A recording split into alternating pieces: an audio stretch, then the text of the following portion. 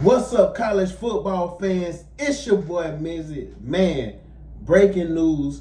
Brendan Sorsby and Texas Tech have agreed to mutually part ways. Well, you know that word mutually, I guess that's the save face. But guys, this is good for college football. We seen last week when the news broke that the judge had filed that Brendan Sorsby would be suspended 2 games, and then, like I say, that was it. It was a whole uproar. The Big 12 earlier today, they was filing, some stuff that they was going to, penalize Texas Tech. So I think that Tech just realized, like, man, this thing is going to be worse. Like, say, we just going to have to wipe the slate clean, well wishes to Brendan Sorsby. I hope he, does well. If he get picked up in the NFL supplemental draft, that's a draft that's in July. Or, wherever he go with his career, well wishes. But one thing, this was easy. This was open and shut case. If you bet on the games, you can't play.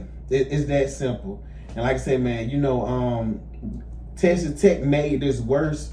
And I think guys, I don't think that they expected the blowback to be as big as it was. I don't think they expected for the entire college football landscape to come together and for, better or worse words to say, they practically bullied Texas Tech to making this decision. All I seen online everywhere was like, even Texas Tech fans didn't agree with this. Now, sure, you probably had some that did, but a lot of Texas Tech fans I seen, they didn't agree with this. They even said Brendan Sorsby should not be playing for this 2026 season, in which I agree. Because like I said, man, if you let him get by with this, it was just going to open up a whole wormhole of problems and situations that was going to come out. You was going to have kids that was gambling. Then all of a sudden you was going to be like, well, do we suspend him for 1 game because he bet less money? Or you was just going to have a whole situation that you didn't want to deal with. And Texas Tech was becoming the #1 villain in college football. I think week to week, that was just going to be an issue. Going in every stadium, playing. It was just so many problems that was going to become of that I'm glad that Texas Tech, better late than never, made this decision. Like I say, even if you was bullied into the decision, I'm glad it was made because, like I said, man, it was not going to be good. Because, like I said, man, it was going to be a circus every week playing. And, like I said, I wish the best for him. But the rules are simple. It is what it is. And, like I said, man, I don't think Tech, their schedule, they still will be good. They probably could still go undefeated. They got Brendan Sorsby because they was hoping to compete for a championship. We'll see at the end of the season how that goes. If they don't win, I know people will be like, well, if they had Brendan Sorsby, but guys, it had to be done. You had to let him go. It is what it is, like I said, man. And I think it's the best thing because with college football, it's a reason people like to watch college football and separate the NFL. Because people love the passion in college football. They feel like people care more about the game. And I speak to a lot of college football fans, and with the NIL deals, the transfer portals, it's people that still watch college football, but their love for the game has diminished some. So stuff like this, it adds to like people being like, oh man, this ain't the college football I grew up on. Because like I said, back in the days, this would have been cut and dry. As soon as it came out, boom, he would have been suspended. The team would have been said. The AD on the team would have been, oh, no, he can't play here. But for it to keep going like this, and like I said, all of a sudden he's suspended for 2 games, I think Tech just, once they start realizing, like, wait, well, hold on. This has become like a really, really big thing, and we did not expect this. So, a good ruling.